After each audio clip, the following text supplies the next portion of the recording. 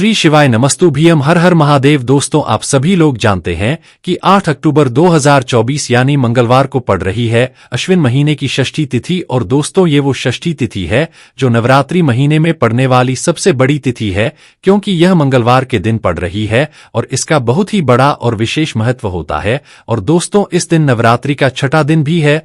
पूज्य गुरुजी ने कहा है कि अगर कभी भी मौका लग जाए और अश्विन महीने की षष्ठी तिथि मंगलवार को पड़ जाए तो आप लोगों को 11 चावल के दाने का उपाय तो अवश्य ही करना चाहिए। इन दोनों का संयोग बहुत कम आता है। और इसी के साथ में गुरुजी ने अपने शिव पुराण कथा में बताया है कि इस दिन आपको 11 चावल दाने का उपाय तो आपको अवश्य ही करना चाहिए, क्योंकि ऐसा दिन पूरे साल में सिर्फ एक ही बार आता है। और दोस्तों, आप सभी लोग जानते हो कि मंगलवार नवरात्रि का अगर सबसे बड़ा कोई है तो वो 11 चावल के दाने वाला उपाय है। तो दोस्तों, इस मंगलवार के दिन आप लोगों को इस 11 चावल के दाने वाले उपाय को जरूर करना है। बहुत सारे लोग होंगे जिन लोगों ने इस उपाय को ना किया हो, मतलब पूरा साल निकल गया, उन्होंने किसी भी दिन इस 11 चावल के दाने वाले उपाय को ना किया हो।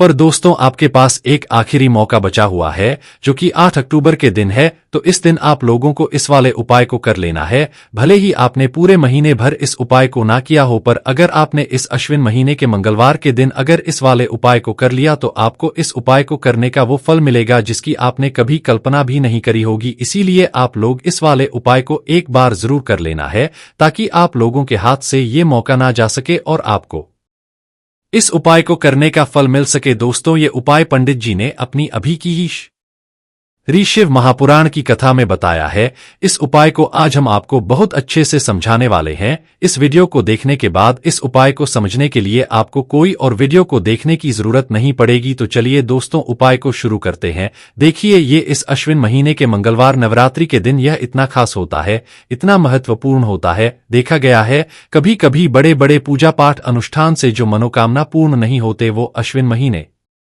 के दिन एक छोटे से उपाय करने से ही आपकी मनोकामना पूर्ण हो जाती है। और बहुत सारे लोगों ने इस उपाय को किया भी है और उनको इस उपाय को करने का फल भी जरूर मिला है। अगर आप लोग भी इस उपाय को करना चाहते हैं तो आप इस उपाय को पहले अच्छे से समझ लेना, सुन लेना, उसके बाद करना। आपको इस उपाय का फल जरूर मिलेगा। और इस उपाय को कर लेने से आपके घर में चाहे किसी भी प्रकार की दुख और समस्या क्यों ना चल रही हो, आपको उसका कारण भी नहीं पता है कि भाई यह समस्या किस कारण से चल रही है। उसका कुछ भी कारण हो सकता है, जैसे पितृदोष हो सकता है या किसी भी तरह का मंगल दोष भी हो सकता है। तो इस दिन आप लोगों को यह वाला उपाय कर लेना है।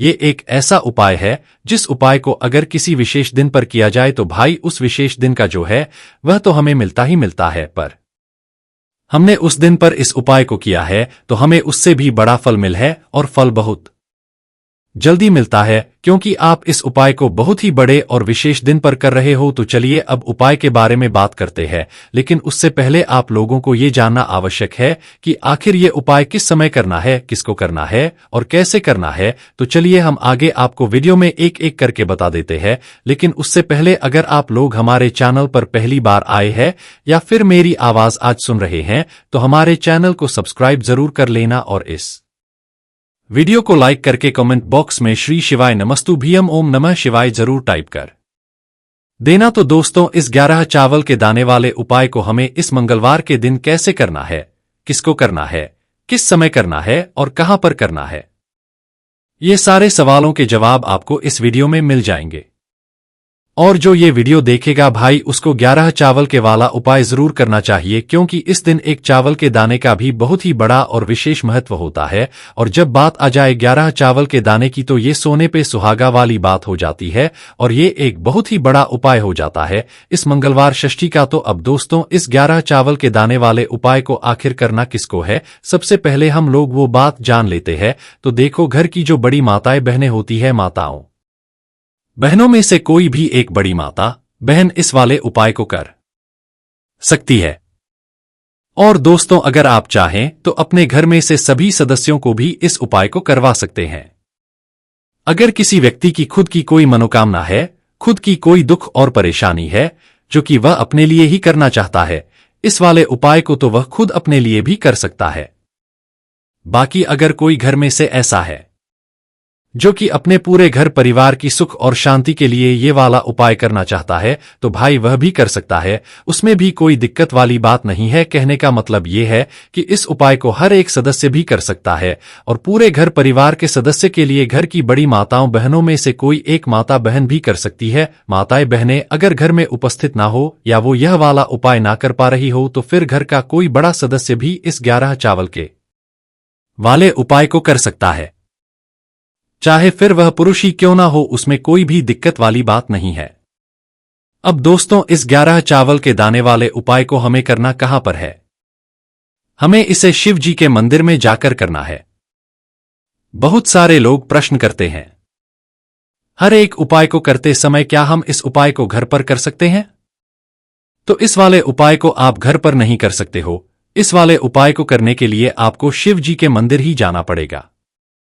उसके बाद दोस्तों, जो अगला प्रश्न निकल कर आता है वो यह आता है इस उपाय को लेकर कि आखिर इस उपाय को हमें किस समय करना है, सुबह के समय करना है कि शाम के समय करना है? तो देखो, इस वाले उपाय को आप लोग सुबह के समय भी कर सकते हो और शाम के समय प्रदोष काल में भी कर सकते हो। अब अगर आप पूछो कि भाई सबसे उत्तम समय कौन सा रहेगा इस 11 चावल के दाने वाले उपाय को करने का, तो हम आपसे बस यही कहेंगे कि इस उपाय को आप सुबह के समय करेंगे ज्यादा बेहतर होगा। बाकी अगर प्रदोष काल शाम के समय भी करेंगे तो भी अच्छा होगा, उसमें कोई भी दिक्कत वाली बात नहीं है।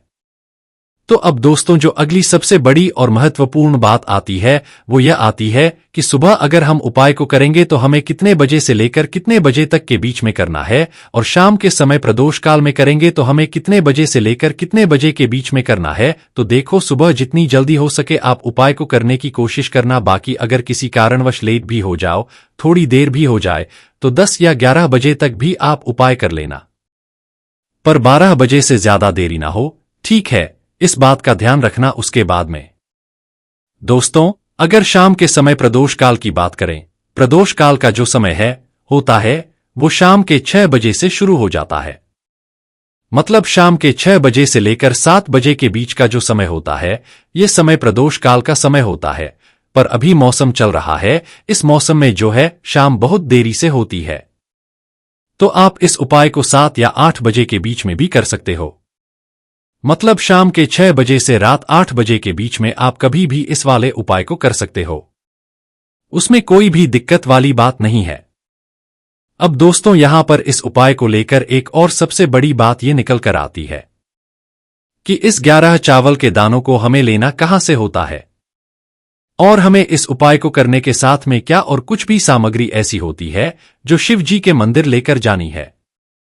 तो देखो, यहां पर हम आपको बता दें, सबसे पहले आप लोग ये जान लो कि ये जो 11 चावल के दाने वाला उपाय है, सिर्फ और सिर्फ आप उपाय की सामग्री लेकर कभी भी शिवजी के मंदिर मत जाना, क्योंकि हमें भगवान के सामने यह नहीं दर्शाना है कि अगर हम भगवान शिव जी के मंदिर आए हैं तो अपने फायदे के लिए आए हैं। तो इसलिए जो भी सामग्री है, उपाय सामग्री है 11 चावल के दाने, इसके साथ में आपको पूजन सामग्री भी जरूर लेकर जाना है। देखो, अगर सुबह के समय उपाय कर रहे हो तो सीधी सी बात है, 1 लोटा जल तो आप लेकर जाओगे ही जाओगे। वही 1 लोटा जल अगर मिट्टी का जल हो तो बहुत अच्छा रहेगा। मिट्टी का जल कैसे बनाया जाता है, इसके लिए हमने पहले से बहुत सारी वीडियोज बना दी है। आपके पास इस दिन एक आखिरी मौका रहेगा मिट्टी का जल शिव जी पर चढ़ाने का और उपाय को करने का। बहुत बड़ा आपको इस दिन फल मिलेगा, तो इसलिए इस दिन हो सके तो भाई मिट्टी का जल चढ़ाना तो अपने साथ में कम से कम 1 लोटा जल तो आपको लेकर जाना ही जाना है। अगर मिट्टी का जल नहीं है तो घर का जल भी आप इस्तेमाल कर सकते हो। इसके अलावा जो भी पूजन सामग्री है, देखो 11 चावल के दाने ये अलग आपके रहेंगे और जो आपकी पूजन सामग्री रहेगी वो अलग रहेगी। पूजन सामग्री में आप जो भी चीज लेकर चाहे वो लेकर जा सकते हैं, उसमें कोई भी दिक्कत वाली बात नहीं है। वही अगर हम बात करें शाम के समय की, तो शाम के समय शिवजी पर जल नहीं चढ़ता है, इसीलिए शाम के समय आप लोग एक दीपक तैयार कर ले जो कि गोलबत्ती का, आटे का, शुद्ध देसी गाय का घी का होगा है ना। इस बात का आप लोगों को ध्यान रखना है, और इस दीपक को आपको घर से जलाकर नहीं लेकर जाना है, भगवान शिव जी के मंदिर में जाकर ही जलाना है। इस बात का भी आप लोगों को ध्यान रखना है। अब दोस्तों, यहां पर बात को समझना है कि यह 11 चावल के दाने हमें लेना कहां से है। क्या हमें दुकान से लेकर आना है या हमें अपने घर से लेना है या कहाँ से लेकर आना है और कौन से चावल लेना है, क्योंकि चावल भी बहुत प्रकार के होते हैं। तो देखो, इन सभी सवालों के जवाब आप लोग एक बात में सुन लो कि भाई ये जो उपाय है, इस उपाय में आपको ये नहीं देखना है कि भाई कौन से चावल है कौन से चावल नहीं है। बस जो भी चावल ले रहे हो वो चावल का दाना सबूत होना चाहिए, मतलब साबुत चाहिए, टूटा हुआ नहीं होना चाहिए, कटापिटा नहीं होना चाहिए। ये बात आपको ध्यान रखना है। बाकी आपका चावल बासमती हो या सादा चावल हो या कोई सा भी चावल हो, उसमें कोई भी दिक्कत वाली बात नहीं है। तो सीधी सी बात है कि आपके घर के रसोई घर में जहां पर आप भोजन बनाते हो, वहां पर जो भी चावल आपके उपस्थित हो, उन चावलों में से अपनी एक कटोरी भर लेना या एक मुट्ठी चावल अलग से निकालकर रख लेना, क्योंकि हम 11 चावल ही यहाँ इस उपाय में लेने वाले हैं। तो हमें यह चावल के दाने गिनकर निकालने पर डरेंगे, इस बात का आप लोगों को ध्यान रखना है।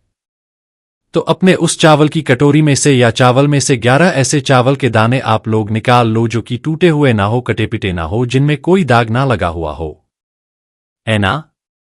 अच्छे साबुत चावल के दाने 11 दाने आप लोग निकाल कर रख लो और इन्हें किसी भी एक कागज की पुड़िया में या किसी एक छोटी सी कटोरी में आप लोग रख लो। यह सुरक्षित रहे, आपके एक भी चावल का दाना इधर उधर ना हो और आपका उपाय भी पूरा अच्छे से हो जाए। तो भाई जैसे ही आपका उपाय की जो सामग्री है, 11 चावल के दाने ये तैयार हो जाते हैं, उसके बाद मैं आपको जो भी अपनी पूजन सामग्री है, सुबह के समय कर रहे हो तो 1 लोटा जल या पूजन सामग्री जो लेकर जाना चाहो उसकी भी तैयारी कर लेना। और शाम के समय जा रहे हो तो भाई अपना जो दीपक है उसे तैयार कर लेना, ठीक। और उपाय को करते समय शुद्धता का विशेष रूप से ध्यान रखना, ठीक है। सुबह सुबह स्नान करने के बाद ही उपाय को करने की आप लोग तैयारी करना।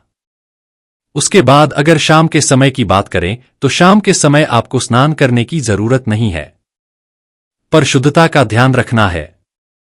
आपको स्नान तो नहीं करेंगे, आप हाथ मुंह धोकर भी इस वाले उपाय को शाम के समय प्रदोष काल में कर सकते हैं, इसमें कोई दिक्कत वाली बात नहीं है। तो आप अपने उपाय की पूरी सामग्री तैयार करके आपके पास ही में जो आपका शिव मंदिर हो वहां पर पहुंच जाइए। सबसे पहले शिव मंदिर में जाकर आप लोगों को उपाय नहीं करना है, पहले भगवान के दर्शन करना है, भगवान से आशीर्वाद प्राप्त करना है, फिर शिवजी की शिवलिंग के पास में आना है। शिवलिंग के पास में आने के बाद आप जो पूजन सामग्री लेकर आए हुए हैं, जैसे कि सुबह गए हुए होंगे तो 1 लोटा जल और जो भी पूजन सामग्री लेकर आए हैं आप उनसे भगवान जी की पूजन कीजिए। सबसे पहले तो 1 लोटा जल ही चढ़ेगा, उसके बाद में आपकी पूजन सामग्री चढ़ेगी। उसके बाद में अगर दोस्तों शाम के समय अगर आप इस उपाय को कर रहे हो तो अपने साथ में कम से कम एक जो दीपक है गोल बाती का, जो आप अपने साथ में लेकर गए हो, उस दीपक को मंदिर में जाकर अपनी माचिस से जलाना है और उस दीपक को शिवलिंग के पास में रखना है, ठीक है। इस दीपक को रखने के बाद ही आप लोगों को अपना ये वाला शुरू करना है। और दीपक को ज्यादा पास में मत रखना, वैसे भी गर्मी पड़ रही है, भगवान शिवजी को आंच नहीं लगनी चाहिए, है ना। तो भाई जैसे ही आपकी पूजा अर्चना हो जाती है, आप भगवान शिवजी को प्रसन्न कर लेते हैं। उसके बाद में शिवलिंग के पास ही में आप कहीं पर बैठ जाइए, सामने या आसपास जिस जगह पर आपको बैठना हो वहां पर बैठ जाइए और अपने वह 11 चावल के दाने अपने सामने निकाल कर रख लीजिए, क्योंकि अब यहां पर उपाय को यहां पर करने की आपको तैयारी करना। और इस तरीके से जब आप उपाय करेंगे, पूजन सामग्री करने के बाद, पूजन अर्चना करने के बाद, तो आपको उपाय का फल बहुत जल्दी और बहुत बड़ा होकर मिलेगा। तो अपने 11 चावल के दाने अपने सामने निकाल कर रख लेना। और यह जो उपाय है यह आपकी सीधे हाथ की हथेली से होगा, इसलिए इस बात का भी विशेष रूप से ध्यान रखना है। तो सीधे हाथ की हथेली का प्रयोग करके ही आप लोग अपना इस वाले उपाय को करना। अपने सामने जो भी आपकी कागज की पुड़िया है उसको खोलकर रख लो, या कटोरी है तो भाई अपने सामने रख लो और अपने वह 11 चावल के दाने निकाल लो, ठीक है। उसके बाद में दोस्तों अब आपको क्या करना है कि शिवलिंग आपके सामने होगी तो आपने वह 11 चावल के दाने एक एक करके आपको शिवजी के शिवलिंग के ऊपर चढ़ाना है। कहां पर चढ़ाना है? शिवलिंग के ऊपर चढ़ाना है और कहीं पर भी नहीं चढ़ाना है। आपको अपने हथेली से शिवलिंग के ऊपर चढ़ना है, भले ही फिर वो अपने आप जलाधारी पर गिर जाए या मतलब वहीं पर गिर जाए, उसमें कोई दिक्कत वाली बात नहीं है। आप चढ़ाओ शिवलिंग के ऊपर ही। तो आपको क्या करना है, अपना पहला चावल का दाना उठाना है, श्री शिवाय नमस्तु भीयम बोलना है और शिवलिंग पर चढ़ा देना है। इसी तरीके से दूसरा चावल का दाना उठा है, शिवलिंग पर चढ़ाना है और मंत्र बोल देना है, और फिर तीसरा चावल का दाना उठाना है, श्री शिवाय नमस्तुभ्यम बोलना है और चढ़ा देना है।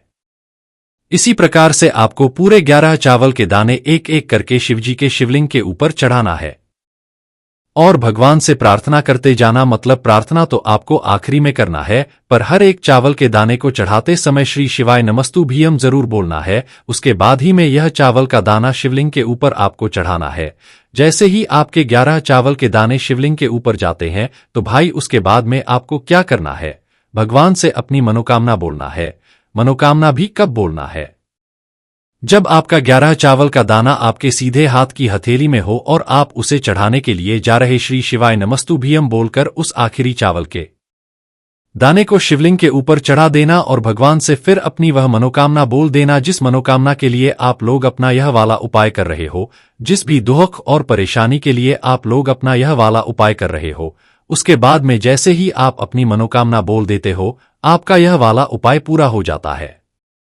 पर दोस्तों, उपाय को करने के बाद आप लोगों को 2 मिनट भगवान शिव जी के मंत्र का जाप करना है और मंत्र का जाप करने के बाद भगवान से एक और बार प्रार्थना करना है अपनी मनोकामना के लिए या अपनी जो भी दुख और परेशानी है उसके लिए। इसके बाद में आप लोग भगवान को देखकर भगवान से प्रार्थना करके उनसे आशीर्वाद लेकर वहां से उठ सकते हैं और अपने घर पर जा सकते हैं।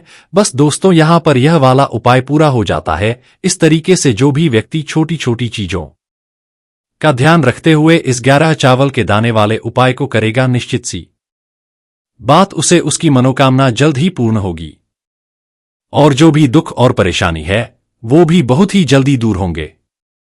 और दोस्तों, 8 अक्टूबर 2024 मंगलवार नवरात्रि षष्ठी तिथि के दिन तुलसी के पौधे में बांध देना यह एक गुप्त चीज माता लक्ष्मी जी के आशीर्वाद से जीवन के हर कष्टों से तुरंत मिल जाएगी। आपको मुक्ति, आपके जीवन में होगी धन की वर्षा और दोस्तों खुशियों से भर जाएगा। आपका घर बन जाओगे आप करोड़पति। दोस्तों, जैसे कि आप सभी जानते हैं, शारदीय नवरात्रि 3 अक्टूबर शुरू हो चुकी है और 11 अक्टूबर 2024 में अष्टमी और नवमी एक साथ इस बार मनाई जाएगी। साल 2024 में अब नवरात्रि में किसी भी दिन आपको तुलसी के पौधे से जुड़ा हुआ यह एक उपाय करना है।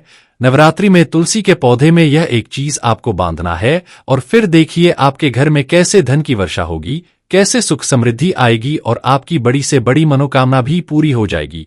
तो नवरात्रि के 9 दिनों में हम मां दुर्गा के 9 अलग अलग स्वरूपों की पूजा करते हैं।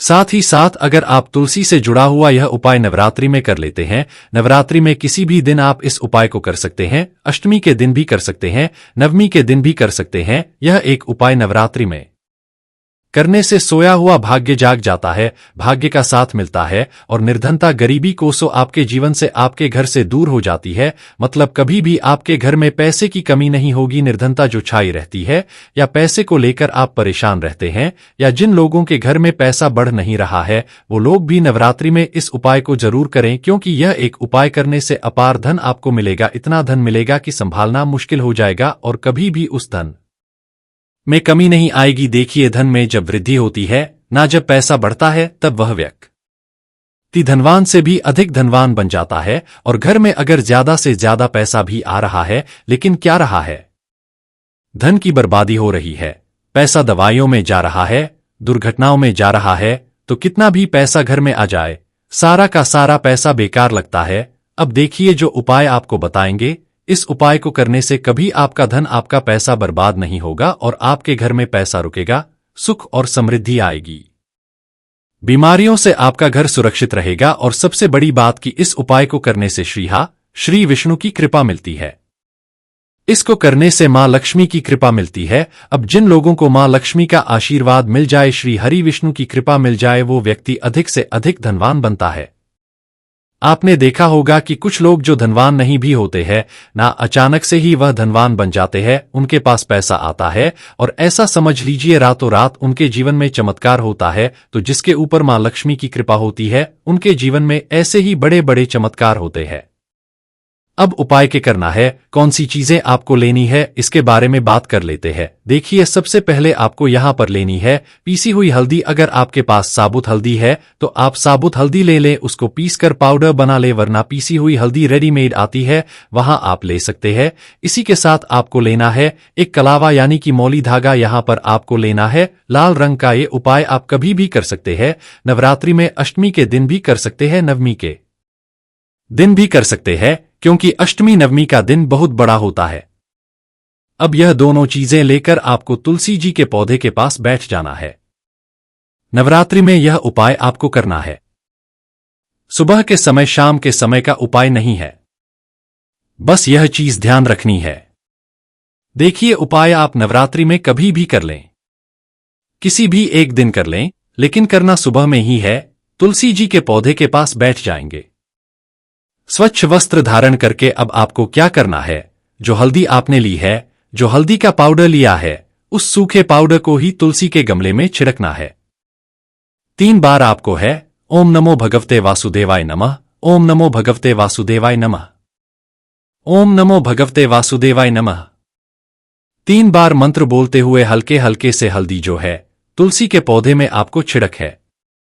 इसके बाद जो मौली धागा कलावा आपने लिया है, हल्दी का थोड़ा सा पाउडर अलग से लेके उसके अंदर पानी डालेंगे, थोड़ा गाढ़ा गाढ़ा सा उसे घोल लेंगे, पेस्ट बना लेंगे, और हल्दी का यह पेस्ट उसी मौली धागे के ऊपर लगा देंगे और गांठ इसमें लगा देंगे। श्री हरि विष्णु का ध्यान करते हुए अब यह कलावा यानी मौली धागा तुलसी के गमले में आपको बांधना है और अपनी मनोकामना कहना है कि मेरी ये इच्छा है, मेरी ये विश है, तुलसी मैया मेरी यह मनोकामना पूरी हो जाए। अब देखिए, जैसे ही नवरात्रि में इस उपाय को आप करेंगे, सबसे पहले तो आपका पैसा, आपका जो रुपया है, आपका जो धन है, वो बढ़ता चला जाएगा, क्योंकि यहां पर तुलसी से जुड़ा आप कर रहे हैं, ठीक है ना।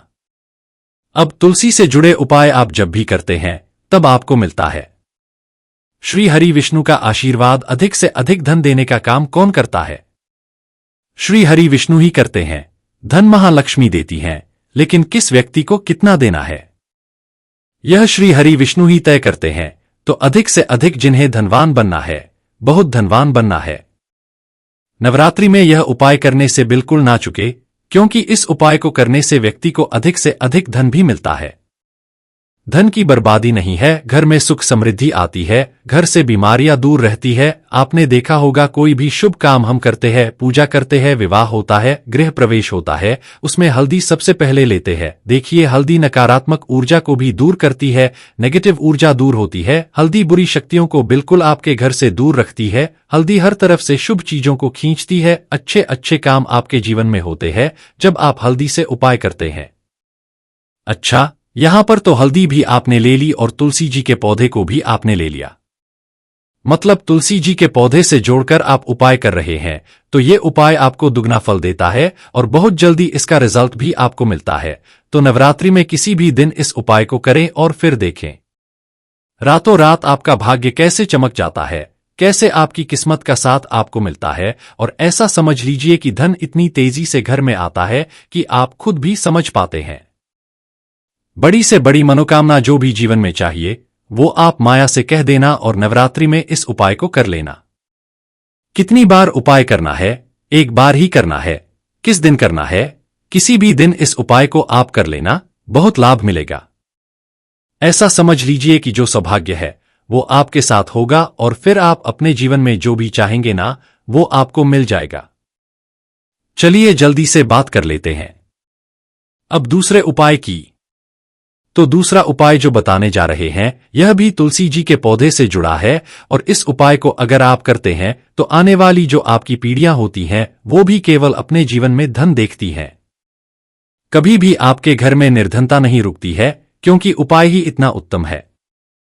अच्छा, नवरात्रि में यह जो दूसरा उपाय आपको बताने जा रहे हैं, यह आपको करना है नवरात्रि में पड़ने वाले गुरुवार के दिन, ठीक है ना।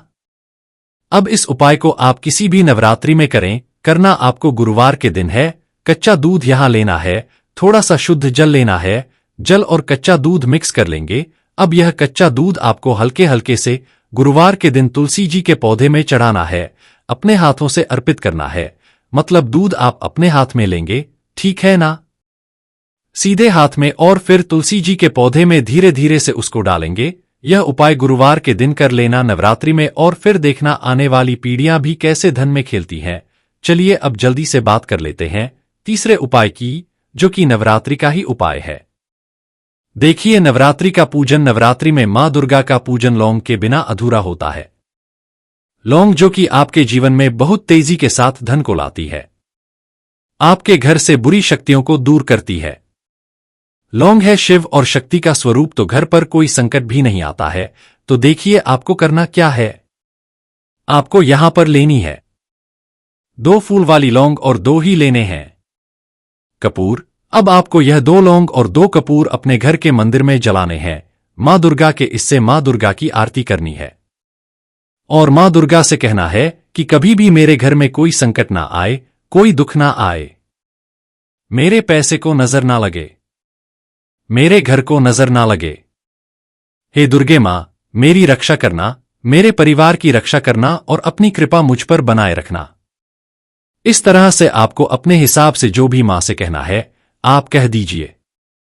और नवरात्रि में यह एक उपाय करना बिल्कुल मत भूलिए, क्योंकि आपके घर का जो मंदिर है यह ऊर्जा का केंद्र है। आपके पूरे घर में कहां से जाती है? घर के मंदिर से ही जाती है। अच्छा, यहां पर जब आप लौंग और कपूर जलाते हैं, वो भी नवरात्रि में जलाते हैं, तो आपको आपकी पूजा का बहुत अधिक फल मिलता है, कई गुना मिलता है। और मां दुर्गा तो प्रसन्न होती ही है, क्योंकि मां दुर्गा को लौंग बहुत प्रिय है। साथ ही साथ नजर दोष से भी आप बचे रहते हैं। आपके घर में कोई नेगेटिव ऊर्जा, नकारात्मक शक्ति नहीं आती, कोई बुरी शक्तियां प्रवेश नहीं कर पाती हैं। तो नवरात्रि में लौंग के उपाय करना बिल्कुल ना भूले। जितना ज्यादा उपाय करेंगे लाभ उतना अधिक मिलेगा। सच्ची श्रद्धा से किए गए उपाय जरूर सफल होते हैं और जीवन में वो भी मिल जाता है जो आपने सोच रखा है, ना कि मिलने वाला नहीं है, सब कुछ आपको मिलेगा। बस विश्वास करके उपाय करिए, फिर अपने जीवन में चमत्कार देखिए। तो बात करें अगले महत्वपूर्ण और प्रभावशाली उपाय के बारे में, तो दोस्तों रात्रि में रोज सुबह उठकर ये 5 काम जरूर करे, होगी हर मनोकामना पूरी, करोड़पति। क्योंकि दोस्तों इस बार शारदीय नवरात्रि पर बहुत ही शुभ संयोग बन रहे हैं। इस बार नवरात्रि 7 नहीं 8 नहीं बल्कि पूरे के पूरे 9 दिनों तक मनाई जाएगी। दुर्गा माता का आशीर्वाद आपके ऊपर बना रहे। इस बार नवरात्रि पूरे 9 दिन तक चलेगी, न तो एक भी दिन कम होगा और ना ही एक भी दिन ज्यादा। पूरे 9 दिन तक माता रानी की सच्चे हृदय से भक्ति की जाएगी। 9 दिनों के नवरात्रि बहुत ही ज्यादा शुभ और मंगलकारी मानी जाती है और यह अत्यंत होते हैं। आपको बता दें, इस बार जो शारदीय नवरात्रि है वह 3 अक्टूबर गुरुवार से लेकर 11 अक्टूबर शुक्रवार तक रहने वाली है। यानी कि दुर्गा अष्टमी 11 अक्टूबर गुरुवार को मनाई जाएगी और नवमी 11 अक्टूबर को होगी। 10वीं यानी दशहरा 12 अक्टूबर को मनाया जाएगा।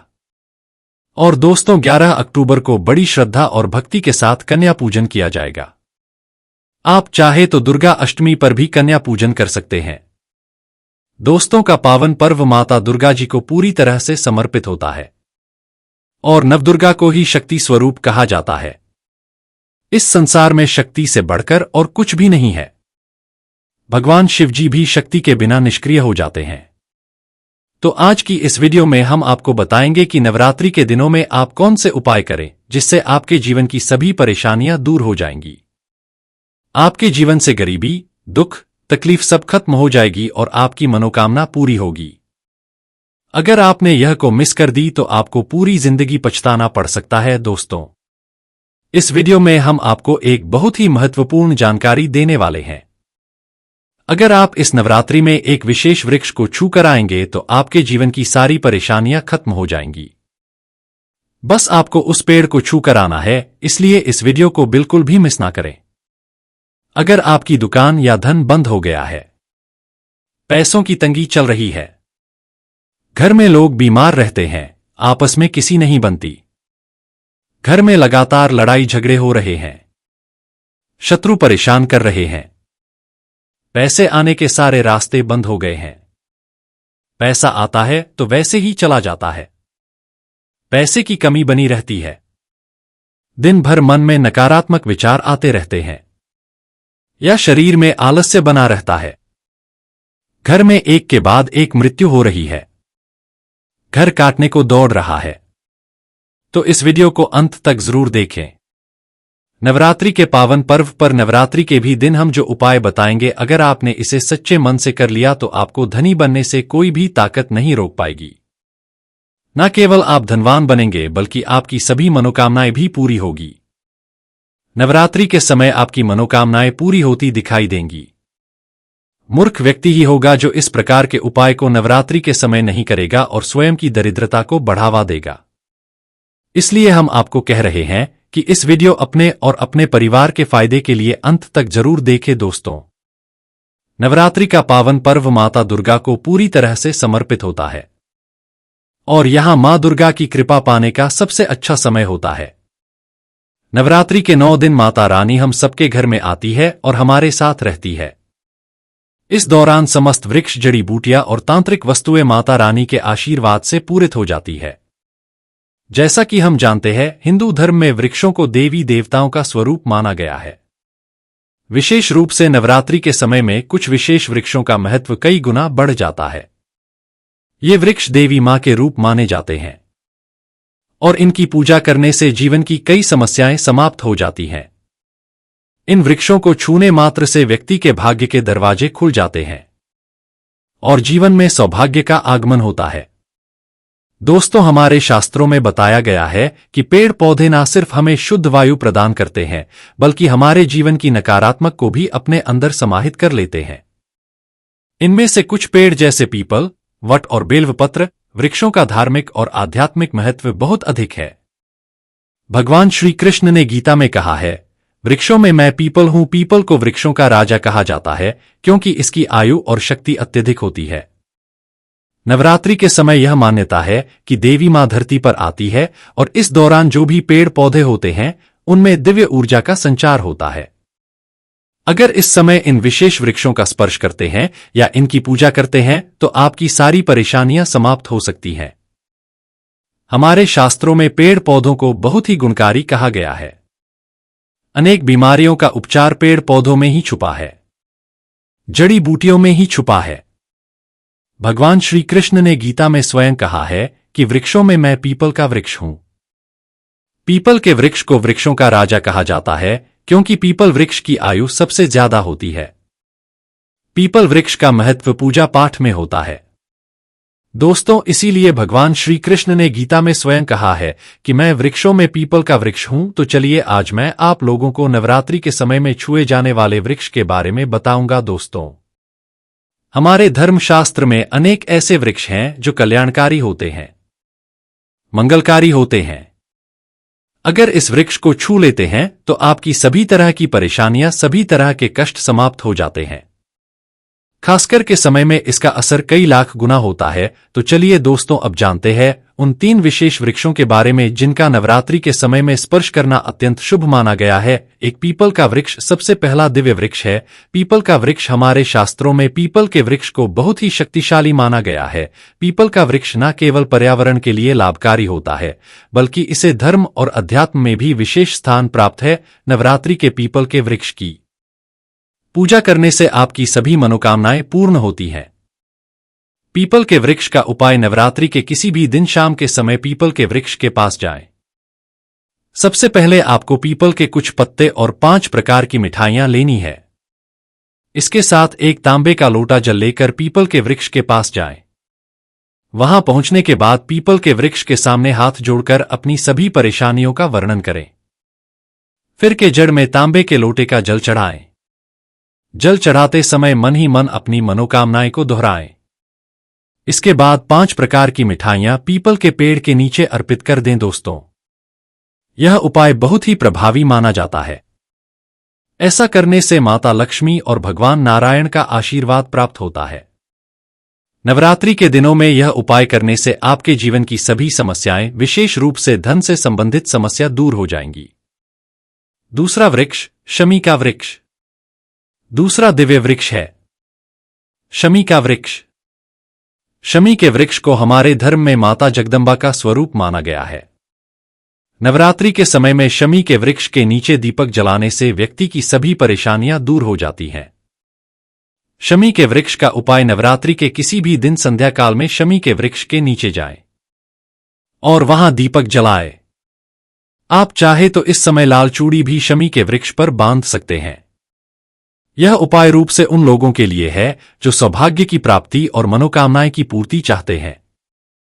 शमी के वृक्ष की जड़ में सिंदूर चढ़ाने से व्यक्ति को आरोग्यता प्राप्त होती है।